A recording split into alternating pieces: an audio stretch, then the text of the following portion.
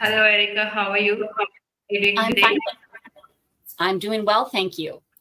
Thank you so much for joining. Apologies for a couple of minutes delay. So, how are you doing today? So, let's get started. So, ladies and gentlemen, she is Erica, and the topic she's presenting is overcoming the superwoman syndrome while still feeling things. So, while still feeling like Wonder Woman. Thank you so much. And my colleague Soumya will introduce you, and then you can take it forward from there. Thank you. So, our next keynote speaker, Erika Gifford Mills, is an international empowerment and life coach, recognized as one of the top 10 coaches of 2023 by Apple News and Google News. She is the founder of Balanced Symmetry, dedicated to helping busy women open their hearts, release their pasts, and discover their passions. With world mastered in human resources and management, Erica is certified in life, business, and empowerment coaching as a talk, radio host, speaker, and co author on topics like leadership, balance, and women empowerment. Her signature series, The Rooted Life and Live podcast, Get Rooted Radio, inspire women to embrace their voices and passions. Erica also volunteers for Women's Collectives and the USO. She resides in Wisconsin, USA. So that was a great profile, Erica. So the stage is yours. Please go ahead. Thank you so much. I am honored to be here and speaking in front of all of you today. Thank you for our hosts for putting this virtual conference together. So, as I said, my name is Erica Gifford Mills. I'm an international empowerment coach, author, speaker, and talk radio host. And today I want to share with you and discuss overcoming the superwoman syndrome, boundary management, and being your own superhero.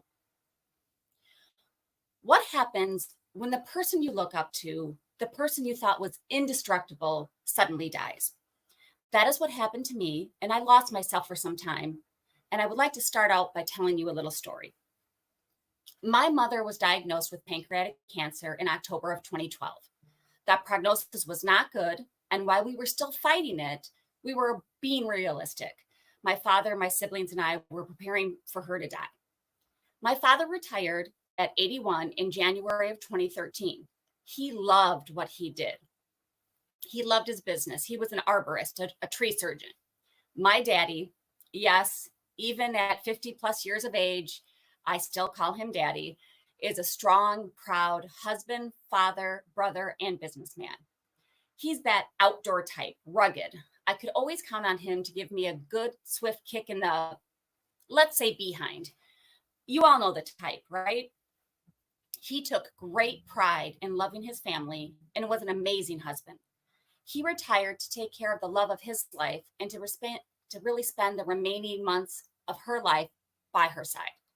So it came as a great shock to receive a call from the hospital that he had an accident, and a freak one at that. I had received a call from my father that he had slipped and fell and was being transferred to a hospital near me. They lived about an hour away.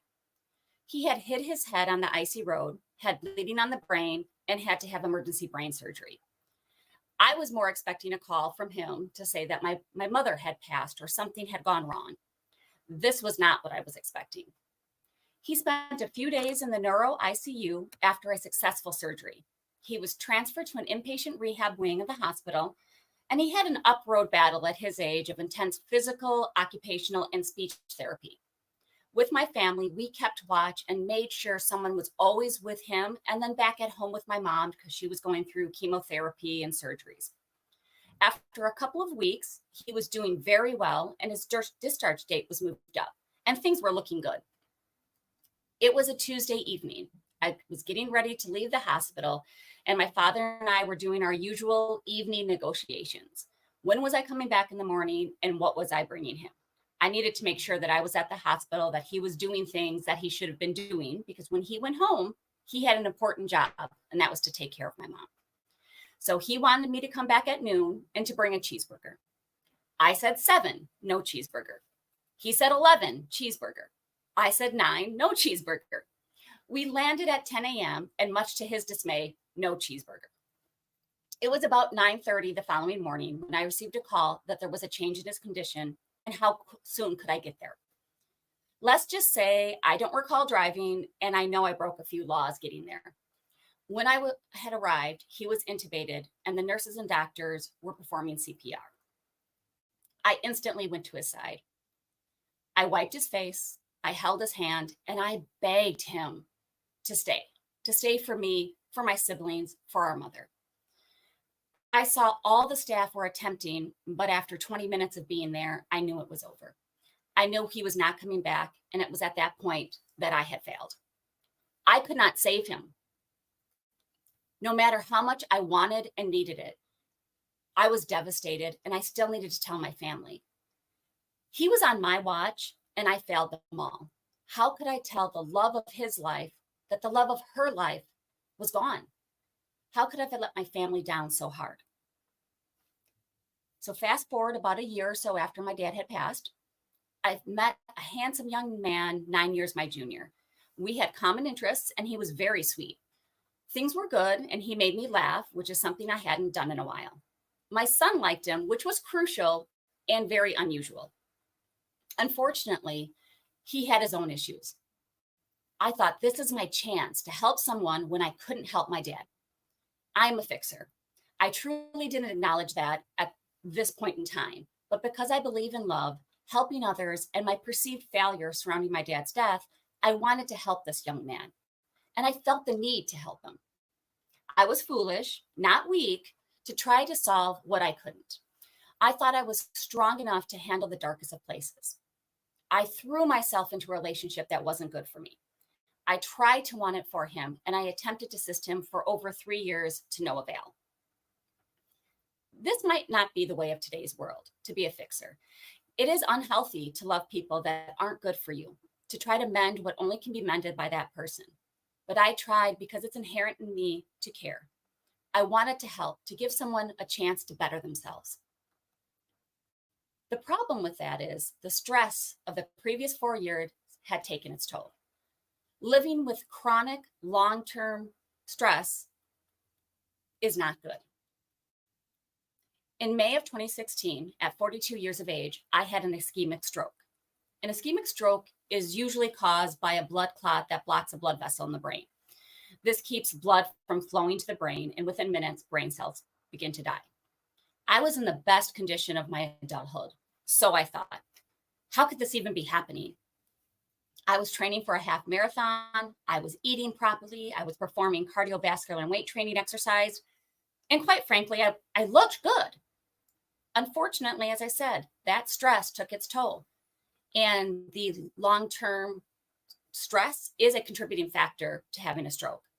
The burden I put on myself and believing that others blame me for my dad's death, burning the candle at both ends to help someone who wouldn't help himself, and not taking the time for myself all led to this life-altering event.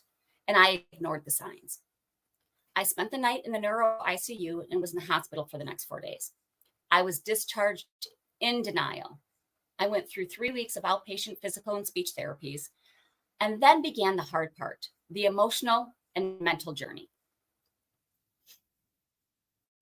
I tell this story because letting go of the past, learning stress management techniques, getting over the situations, circumstances, and issues that I cannot control, and moving forward with no regret and no longer looking in the rearview mirror was in order. Setting boundaries and removing the urge to fall into the Superwoman syndrome was next. This didn't happen overnight, nor did it always stick. I was and still am under construction. I had the textbook Superwoman syndrome. So now all you gentlemen in the audience, this can equate also to the Superman syndrome. So please just insert the word woman, a man for woman. I was attempting to be all to everyone, hiding my true feelings, emotions, wants, and needs. I was taking on the responsibility of my dad's death, my former boyfriend's addiction, my own guilt at keeping an arm's length distance from my mother and my siblings, and not setting and keeping boundaries. So what is the Superwoman syndrome? The Superwoman syndrome occurs when a woman is constantly striving and stretching herself to accomplish every possible thing in a perfect manner and not putting herself as a top priority. As defined by the American Psychological Association, the Superwoman syndrome could also be a set of characteristics found in a woman, again, or a man, who performs or attempts to perform all the duties generally associated with several different full-time positions. So think about it: mother, wage earner, partner, wife, colleague, aunt, advocate, you name it. When you attempt to maintain multiple or conflicting roles or going overboard in one role, can lead to the physical, psychological, and interpersonal stress symptoms. So, yep, raise your hand. This was me. I had to face it and deal with it head on before I had another stroke. So, what are the signs? So, you might have bouts of irritability, inability to sleep or excessive sleep, memory issues, muscle tension, anxiety, sweating when you're not physically active, inability to concentrate, general aches and pains, or resentment and anger. So now we know what the Superwoman syndrome is. We know the signs. Now the important part: overcoming it. The first step is to acknowledge help is needed, and then creating and finding, for me, my balance, which was almost more life-altering than the stroke itself. Acknowledging my feelings, allowing myself to be vulnerable, and asking for help was just the beginning. Deciding how I wanted to live my life and going after that, regardless of what others thought, was the next step. Breaking down the walls and building those boundaries so I could make it all happen. So again, overcoming the Superwoman syndrome. First, acknowledge that you need help and ask for it. It is not a sign of weakness. Asking for help is actually a sign of strength. Next, take time for yourself. This means more than massages and spa days. This means loving yourself. Practicing self-care, practicing self-love is essential. Then let go of that perfectionism. Things will not always be perfect, no matter how hard we want them to be or how bad we want them to be. Learn to say no. No is a full sentence. You don't always have to need a reason or an excuse. If you don't want to go someplace or do something or help someone else, you don't have to, especially if it's at the cost of your own well-being. And then the last is practice boundary management. And this is where I would really like to spend some extra time, because I could talk for hours about boundary management. So many have heard the proclamation that a woman can have it all. The societal definition often includes marriage, children, house, career, a killer body, beauty, growing, cooking, and eating organically. The list really goes on and on. This proclamation is often perpetuated and expected. It's truly keeping up with the Kardashians. I suggest that you ask yourself, am I enjoying this life I am currently living? Or am I just existing within a self-inflicted definition? Society creates the norms, but we decide if we accept them or not. The fact that no one bothered to ask you or I personally how we felt about these things shouldn't matter. You create your own happiness. You create your own joy. So, what is boundary management? Boundary management really concerns the ways we create, maintain, and change personal and professional boundaries in order to effectively manage and navigate the world around us. Boundary management, boundary management, the theory suggests that people create, maintain, and change boundaries that they hold around certain roles in order to simplify and classify the situation or circumstances that they are in. And remember, boundaries can change. They might be boundaries you had 10 years ago that are different today.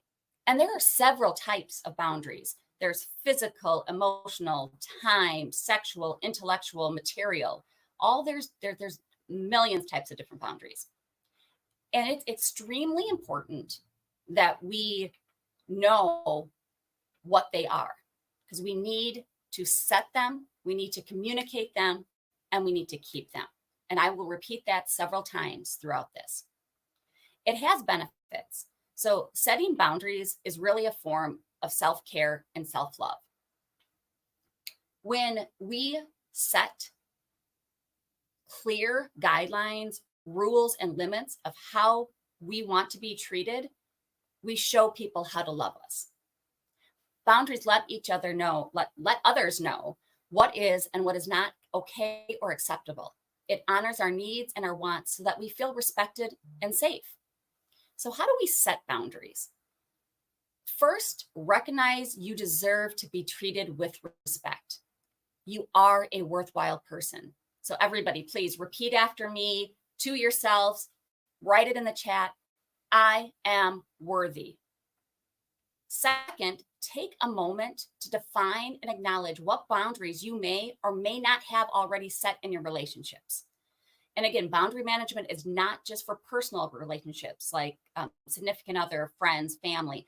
It's for professional relationships too. We need to set those boundaries and communicate them right up front. Third, recognize what boundaries you would like to set. And please know boundaries you have for friends and family may look different than business, etc. And last, and this is probably the most important, communicate your boundaries in a respectful manner and respect others' boundaries. We cannot expect others to know what is acceptable to us if we're not communicating or keeping them. And I say this because maybe I'm a hugger and you're not. If I don't say, can I hug you? Or you don't say, no, thank you. I've just crossed your boundary, but I didn't know it, because what is acceptable to me, I might assume is acceptable for you. So again, we must remember we need to not only set them, communicate them, and keep them. If we wobble back and forth on our boundaries, nobody's going to know what they are. So again, set, communicate, and keep boundaries in order to see their benefits. So what are the benefits, right? So who cares? You make these boundaries. Some people might think you're putting up walls, and you're not. You're not putting up walls. And I think that's the most important. You will find when you start setting boundaries, people might get a little upset with you, because if you have not done it in the past or not kept them, they will think that you've changed. And yes, maybe you have, because you are being more firm in what you need to do. So when we set, communicate, and keep boundaries, they help us to avoid burnout, stress, and anxiety. It can also help prevent financial and emotional burdens. They build greater self-esteem. We develop a sense of independence. We get clear on who we are, what we want, and what our values and belief systems are. And it really, truly brings focus to yourself and your well-being. And it can enhance your mental health and emotional well-being as well. And really, you gain a sense of identity. So what's next? Where does that leave us? A lesson I learned while attempting to be Superwoman and not setting boundaries is that no one can save another person, no matter how much you give and how much you love them and how much you try. It is not to say that you shouldn't lend a helping hand. Stay open, honest, authentic, and caring. Love the world, but love yourself first. This world is dark and lonely at times, and being open to giving and receiving love is critical. However, not at the cost of your own heart, your own body, your own happiness, and your own peace. Don't allow yourself to be destroyed in the process. Know what you deserve. Never let yourself accept less than that. I like to say, know your worth and then add tax. Healthy relationships, and again, all relationships, start with mutual respect, and that includes respecting each other's boundaries. When that is no longer given, personally or professionally, you must walk away. All of this is what I forgot. Setting boundaries and saying no without guilt because it was best for me or my son. With boundaries, you can choose what you will tolerate and what you won't. You set the limits as to who enters your boundaries, what words enter your boundaries, and what stays out. Saying no without guilt, without having to explain yourself or having negative thoughts, words, or actions thrust against you. Remember, no is a complete sentence. Showing respect to yourself by setting those boundaries and sticking with those boundaries is critical. If you don't, you can risk your health like I did. So we need to stand up, object, or speak out if this is not what we want or need. We as women need to help one another. Decide for ourselves whether we even want society's definition of having it all, or if we need to rewrite that definition to fit our needs and wants. In addition, we need to support each other in whatever decision that person makes, because that is individual and a personal decision. We truly rise when we lift one another up. I challenge you to overcome your fears, to resist the Superwoman syndrome. Be true to you and set, keep, and communicate your boundaries. Remember, you are one person and cannot do it all by yourself, no matter how much we think we can. You can still have it all as long as that all is defined by you. Overextending yourself is not the answer. Learn to say no without guilt, for it's necessary to create the life you want and for your children to see you do just that. We want to set that example. If we think that doing everything for our children or significant other is helping them, or even our colleagues, many times it's not. They need to learn, to be challenged, and to take the responsibility. We do all of them a disservice when they cannot complete the simplest of tasks or do not learn to ask for help. We are the superheroes of our own lives. While I say stop the Superwoman syndrome, I understand wanting to feel empowered and able to conquer the world. But we don't need saving or to save others. We need to focus on our true self and know that by loving ourselves, being authentically vulnerable, releasing fear, and setting and keeping boundaries will get us where we need to be and where we want to be. They're not easy steps. It will take time, patience, consistency, and courage. So take off that cape, ladies, as we empower ourselves to identify issues, set boundaries that will support our goals personally and professionally, encourage each other. We as women will be the true superheroes of our lives.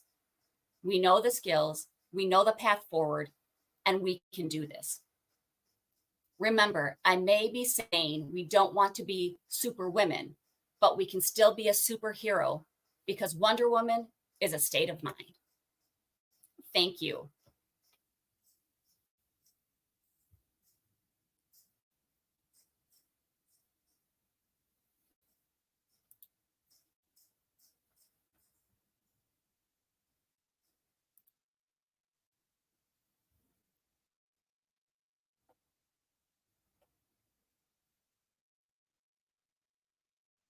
Are there any questions?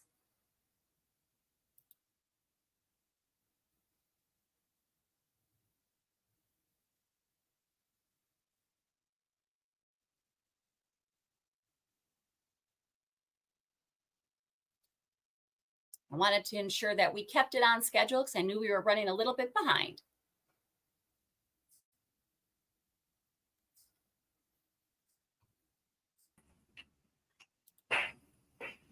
Hello. Can you hear me? Yes. Okay. Thank you, Erica. So, thank you for the wonderful speech, Overcoming the Superwoman Syndrome. It is very insightful, and most of our audience liked it. I can see the emojis coming here along the way through your speech. Thank you so much for joining us. Yeah, ladies and gentlemen, please scan the QR code. You can just scan that, and you have any questions, you can directly send to her. However, you can also contact her using that. So I'll be asking you a few questions which came through our polls. How important is setting boundaries in overcoming superwoman syndrome? Can you cite some examples of effective boundary setting practices? Oh, absolutely. In my mind, boundary management is incredibly important to overcoming the Superwoman syndrome. I'll give you a personal example would be setting a rule for your children and not following through with it. If we don't set that boundary, if we don't say every Tuesday evening from this time to this time is my time, right? 7 to 8, and you continually let your child or spouse interrupt that time, or you let work interrupt, or for example, professional, you need to leave by 6 p.m. every evening. We understand that there might be circumstances that you've got a big project or people coming into town, but if you constantly stay over that, you are not setting and keeping and communicating your boundaries. Or if you don't tell somebody of a boundary, then you are not fulfilling your own, you're letting yourself down. Because what happens when we do that, we stop the boundary and we do something for another person, or we allow something to happen. We erase the line in the sand and we move it. Then we turn resentful to that other person. Or going out, maybe you don't want to go out with some friends, and you say yes and you go, and then you're irritated the whole time you're there, but you don't realize that you're being irritated. You're resentful because you did something you did not want to do.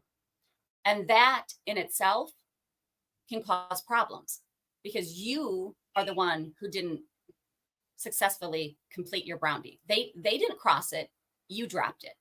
So if we don't do that, we're constantly being people pleasers, and we're trying to do everything to make everybody else happy, or do it all because we think we should.